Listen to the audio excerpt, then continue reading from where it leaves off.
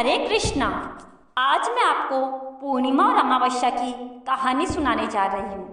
अगर आपको कहानी पसंद आए तो कमेंट बॉक्स में राधे राधे अवश्य लिखिए। एक समय की बात है, एक गांव में बहुत ही धनी व्यक्ति थे। उनके 2 लड़के और 2 लड़कियां थीं। उनमें से एक लड़की का नाम पूर्णिमा और दूसरी का नाम अमावस्या था। पूर्णिमा सारे घर का काम करती, पूजा पाठ करती और गाय की सेवा भी करती थी। लेकिन अमावस्या ठीक इसके विपरीत थी। लेकिन फिर भी वह आदमी अपने दोनों बेटों और अमावस्या को ही प्यार करता था और पूर्णिमा से नफरत करता था।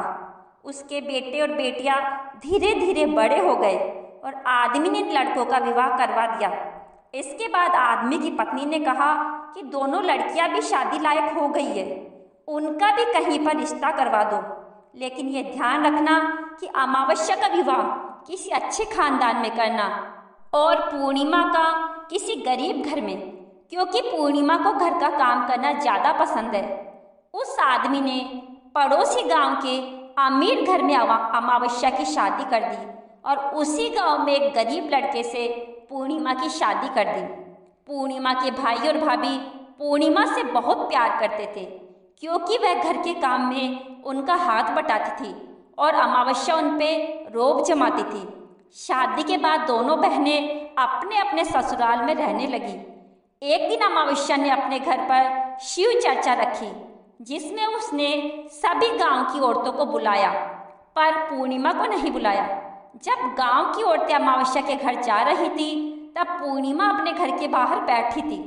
औरतों ने उससे पूछा, तुम नहीं चलोगी क्या? पूर्णिमा ने कहा, मुझे तो बुलाया ही नहीं, मैं कैसे चल सकती हूँ। औरतों ने कहा, बुलाया नहीं तो क्या हुआ, वहाँ तो भगवान की शिव चर्चा है, तुम चलो हमारे साथ। पूर्णिमा उनकी बात मानकर उनके साथ चली जाती है। जब अमावस्या की नज़र पूर्णिमा पर पड़ी तो अमावस्या ने गुस्से में कहा, तुम कैसे चली आई, तुम्हें तो मैंने बुलाया ही नहीं।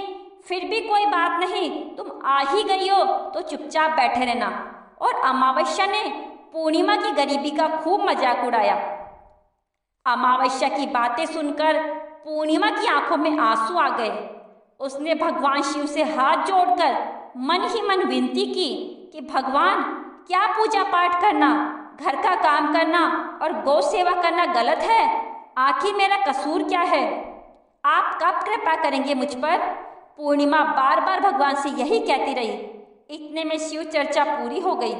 अब अमावस्या भगवान का प्रसाद बांटने लगी। उसने सबको भगवान का प्रसाद दिया, लेकिन पूर्णिमा को नहीं दिया। पूर्णिमा बिना प्रसाद के ही घर लौटने लगी। तो रास्ते में उसने सोचा कि बच्चे प्रसाद मांगेंगे तो मैं क्या कहूँगी।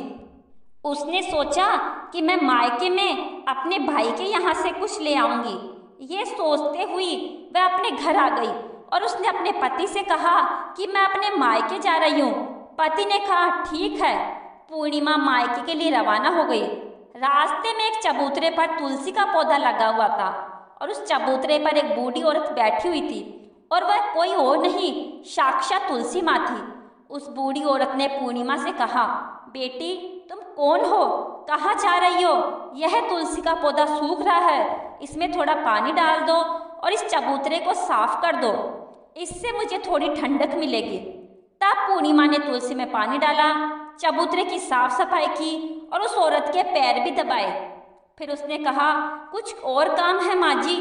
औरत ने कहा, कुछ नहीं, अब तुम जाओ और वापस आते समय मुझसे मिलकर जाना। तब पूर्णिमा वहाँ से रवाना हो गई। रास्ते में एक शिव मंदिर आया। वहाँ पर एक बुढ़े बाबा मिले। वह कोई और नहीं, साक्षात भगवान शिव थे। उन्होंने पूर्णिमा से कहा, बेटी इस मंदिर की साफ सफाई कर दो। पूर्णिमा ने उस मंदिर की साफ सफाई की और पूजा पाठ करके कहा, और क्या काम है बाबा?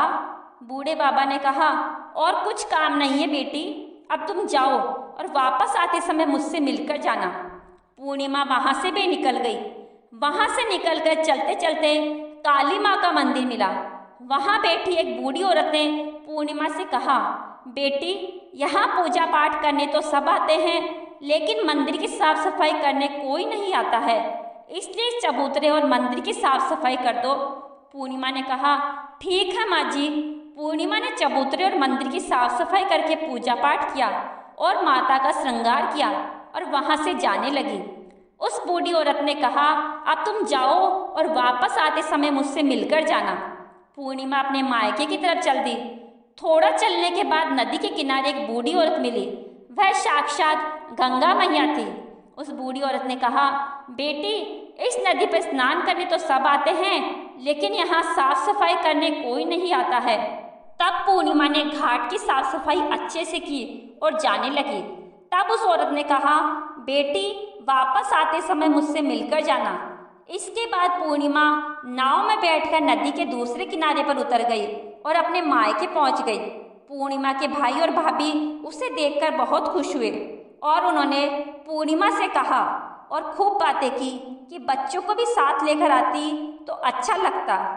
सुबह जब पूर्णिमा ने अपने ससुराल जाने के लिए कहा तो भाइयों ने उसे एक लाल साड़ी और एक थैले में बच्चों के लिए कपड़े और खाने पीने के कुछ सामान रख दिए और कहा कि वापस जल्दी आना। इसके बाद पूर्णिमा वहाँ से रवाना हो गई और उसी नदी के किनारे पर पहुँच गई। पूर्णिमा को वही बूढ़ी माँ मिली जो साक्षात गंगा मैया थी। उन्होंने पूर्णिमा को एक थैला दिया और कहा कि तुम अपने घर ले जाकर इसे खोलना। पूर्णिमा ने कहा, ठीक है। आगे चलकर वही काली माँ का मंदिर आया। वहाँ भी उस बूढ़ी माँ ने पूर्णिमा को एक थैला दिया और कहा कि इसे घर जाकर ही खोलना। पूर्णिमा वहाँ से रवाना हुई और आगे चले तो भगवान शिव का मंदिर आया। वहाँ के बूढ़े बाबा ने भी उसे थैला दिया और कहा कि इसे अपने घर ले जाकर खोलना।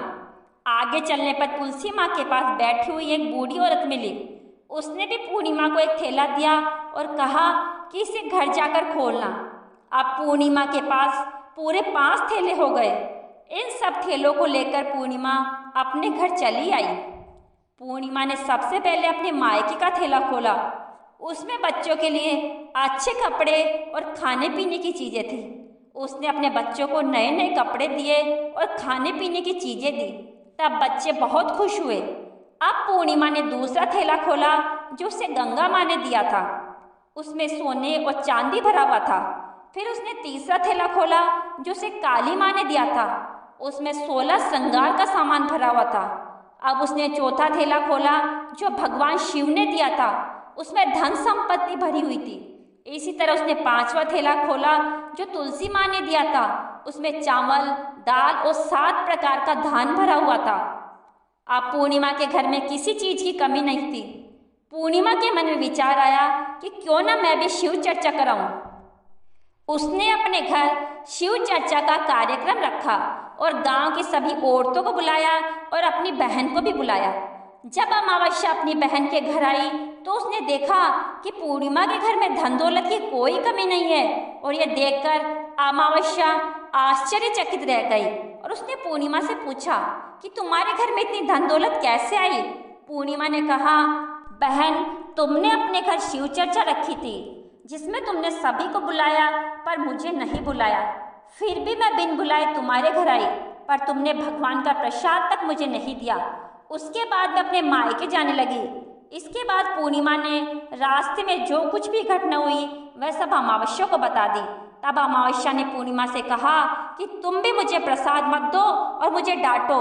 लेकिन पूर्णिमा ने कहा, ये तो भगवान का प्रसाद है, यह तो मैं सबको दूंगी और तुम्हें भी दूंगी।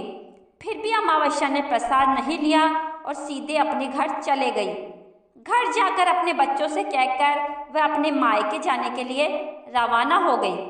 चलते चलते रास्ते में वहीं पर तुलसी माँ मिली जो चबूतरे पर बूढ़ी माँ का रूप धारण करके बैठी हुई थी। उसने अमावस्या को चबूतरे की सफाई करने को कहा। इस पर अमावस्या ने कहा, ए बुढ़िया, दिखाई नहीं देता, नई साड़ी पहन रखी है, ये गंदी हो जाएगी। आगे जाकर भगवान शिव, काली माँ और गंगा मैया मिली। उनको भी उसने ऐसा ही कह दिया और उसके बाद आगे चली गई। पर नदी किनारे लगी नाव में जैसे ही बैठी, उसमें रखे फूल कांटों में बदल गए जो उसके पैरों में चुभ गए। किसी तरह वह दूसरे किनारे पर उतरकर अपने मायके चली गई। जब वह पहुंची, उसकी भाभीयों ने आपस में धीरे से कहा, काम की ना धाम की, 100 मन अनाज की, पता नहीं आज यहाँ कहाँ से आ गई, अब आ ही गई है तो ठीक है। उन्होंने खाना बनाया और खाना खाकर सभी सो गए। अमावस्या सुबह उठी और अपने भाइयों से कहा कि मैं अपने ससुराल जा रही हूँ। उन्होंने कहा ठीक है जाओ। अमावस्या बोली, पूर्णिमा को तो तुमने बहुत कुछ दिया और मुझे कुछ नहीं दोगे क्या? भाइयों ने कहा तुम घर जाओ, सब तुम्हारे घर पहुँच जाएगा। तब अमावस्या वहाँ से रवाना हुई। नदी के किनारे गंगा मैया का रूप धारण करके बूढ़ी औरत थी। अमावस्या बोली, आपने पूर्णिमा को तो बहुत कुछ दिया और मुझे नहीं दोगी क्या? औरत ने कहा तुम अपने घर जाओ, तुम्हारे घर पहुंच जाएगा। इसके बाद काली माँ, भगवान शिव और तुलसी मैया ने भी उससे यही कह दिया। जब अमावस्या अपने घर पहुंची तो आंगन में 5 थैले रखे हुए थे। उसने मन में सोचा कि आज तो मैं निहाल हो गई। उसने जल्दी जल्दी से सभी थैलों को खोला तो किसी में मिट्टी, किसी में पत्थर, किसी में कंकड़ कोयला थे। ये सब देखकर उसने अपना सिर पकड़ लिया। कहने लगी, हे भगवान, मुझे मायके में भी कुछ नहीं मिला और इन थैलों में भी कुछ नहीं मिला।